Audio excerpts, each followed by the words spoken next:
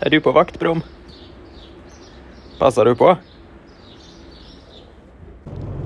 Hallo, og takk for sist. Det er en nydelig dag. Solen skinner.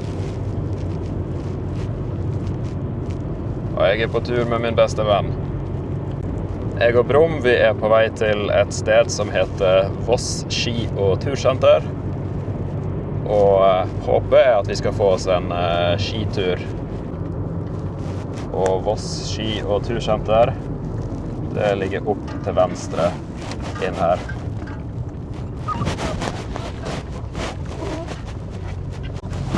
Brom er litt dramatisk. Hater å kjøre bil. Men vi skal ikke så langt. Så jeg tror han overlever dette. Det var en som ikke kunne vente med å komme seg ut av bilen. Ja, nå er du fri, Brom.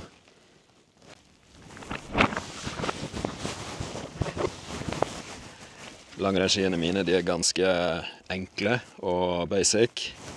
Det er bare noen billige ski fra XXL. Jeg betalte 1400 kroner for dem. Så det er ikke noe fancy greier. Og så betaler jeg for parkering, først som sist. Det koster 160 kroner å parkere her. Det er noen som synes det er dyrt, men alle inntektene til parkering her går til å vedlikeholde skisenteret. Så da får det være greit. Da er vi klare for tur. Fått på skisko.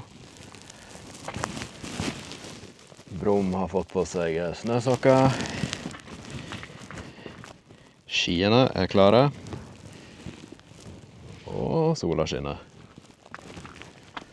Så da får vi se om vi får oss en fin skitur, selv om snøen er noe råtten og sesongen egentlig er ganske på hell. Sporten jeg skal utøve nå, er definitivt den skidisiplinen jeg er aller svakest i. Dette heter langrenn, og skiene jeg bruker kaller vi for langrennsski. Dette er en sport mange nordmenn har kjennskap til. Men personlig har jeg aldri vært spesielt flink i dette. Men jeg finner fortsatt mye glede i å drive med dette. Jeg synes langrenn er en veldig fin sport for å vedlikeholde litt kondisjon på vinteren. Og dette skisenteret som jeg bruker i dag, det ligger bare 10 minutter fra leiligheten min med bil. Så det er derfor veldig tilgjengelig dersom jeg vil ta meg en kjapp runde i løypa. Det er ikke en veldig god kvalitet på snøen i dag. Det er fordi sommeren er like rundt hjørnet. Men det viktigste er ikke kvaliteten på snøen. Det viktigste er at man kommer seg ut. Ut på tur, aldri sur.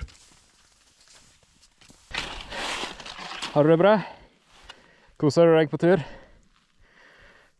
Så akkurat nå så er vi der, med den røde prikken.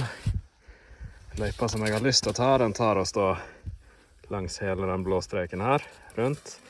Så tilbake ifra parkeringsplassen.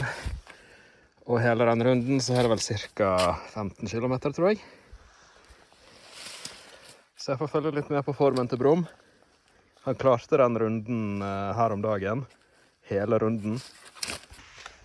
Men snøen var litt dårligere da. Så da gikk det litt treigere med meg. Og da var det litt mer behagelig for han å holde følge. I dag så er snøen faktisk ganske ok. Så skiene glir helt greit. Så jeg må rett og slett bare følge litt med på om han orker. Men det er flere steder hvor vi kan snu underveis. Så det er ikke krise. Det er ikke krise hvis han blir for sliten og vi må tilbake til bilen. Her på dette partiet kunne jeg holde et overraskende høyt tempo, til tross for den dårlige snøen. Min lille firbeinte venn er heller ikke langt unna. Det er nok ikke mange hunder av denne størrelsen som klarer å holde et så høyt tempo i skiløypa. Kapasiteten til Brom er imponerende som alltid, og humøret hans er alltid på topp. Så lenge han får en kjøttbolle når vi kommer hjem, selvsagt. Da har vi gått 4 kilometer så langt. Og det er 8,5 kilometer tilbake til parkeringsplassen. Vi parkerte ved Herresåsen. Og du er fortsatt ved godt mot. Du springer fortsatt framfor meg. Det lover jo godt. Skal vi fortsette? Vi fortsetter litt til. Her som jeg går nå, så møter vi sporet som vi havner i når vi skal tilbake. Det er bare rett på andre siden her. Så det er flere plasser hvor det er enkelt å bare ta raskeste vei tilbake. Dersom Brum viser tegn på at han har fått nok. Vær så god.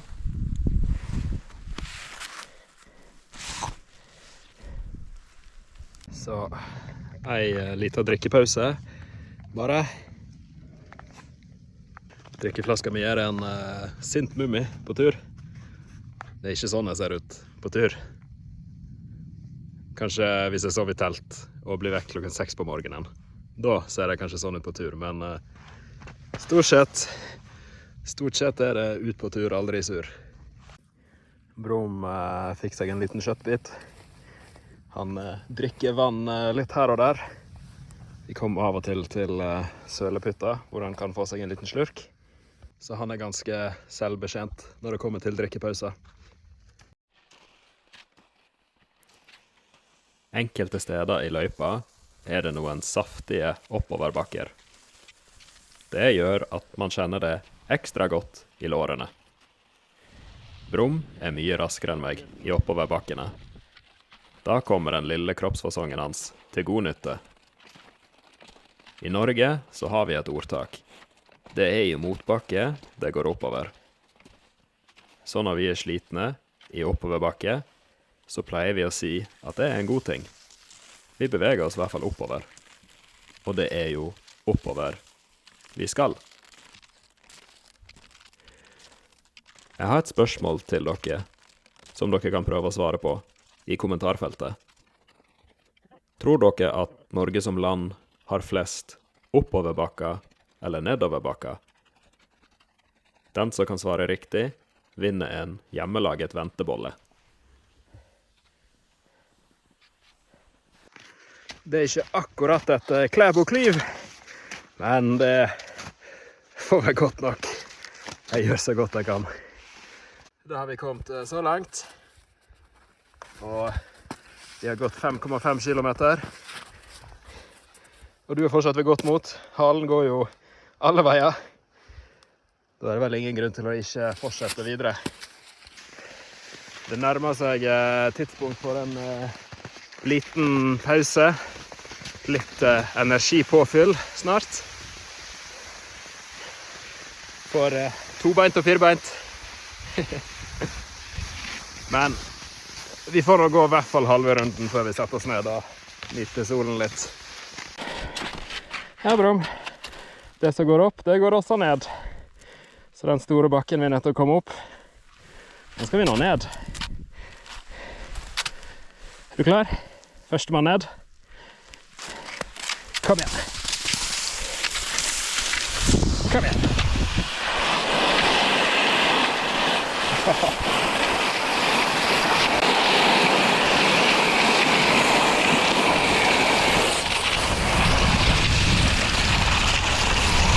Ja, så flink, Brum!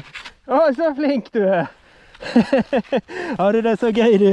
Er det så gøy å være med på skitur? Ja, så rask du er. Den raskeste lille hunden jeg vet om. Så tar vi oss en liten pause. Litt energipåfyll. Jeg parkerte bare skiene på siden av løypen. Jeg blir veldig overrasket hvis det kommer noen flere folk nå, så derfor gadd ikke jeg å sette de litt mer ute siden. Du trenger ikke pause, du har jo energi som aldri før. Som alltid. Skal vi se om vi har en liten kjøttbit da, til Brum. Der vet du. Vær så god. Og selvfølgelig litt energi til meg også. En vestlandslefse. Dersom målet ditt er å snakke flytende norsk en dag, så må du bare begynne å spise de her. Spesielt dersom du sliter litt med vestlandsdialekt. Da kan litt vestlandslefse være med på å smøre vokabularet.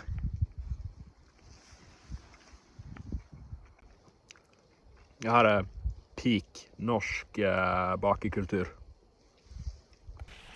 Med litt mer mat i magen var det enkelt å sette i gang igjen. Solen har jobbet litt med snøen, så nå er det faktisk ganske brukbar glid i løypen.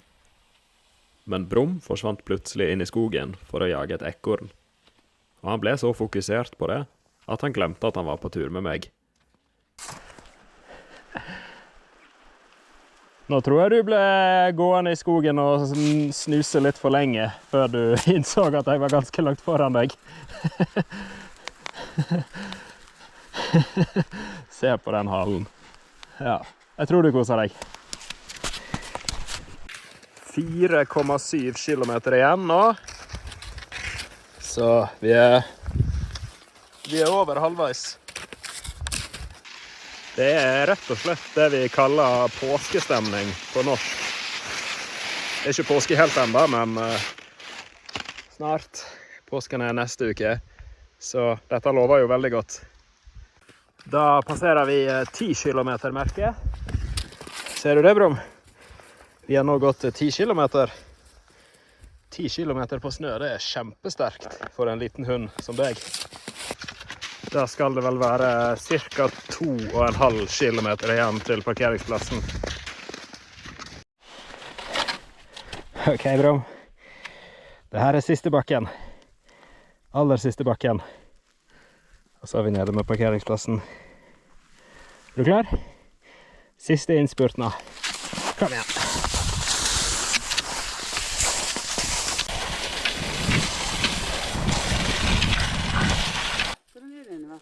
Det går fint, vi har gått hele runden.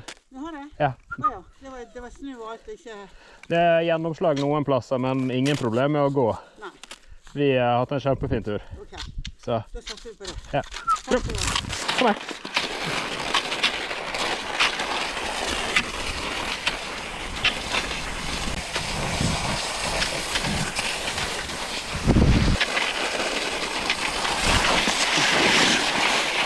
Kom igjen! Å, så flink. Så flink liten hund.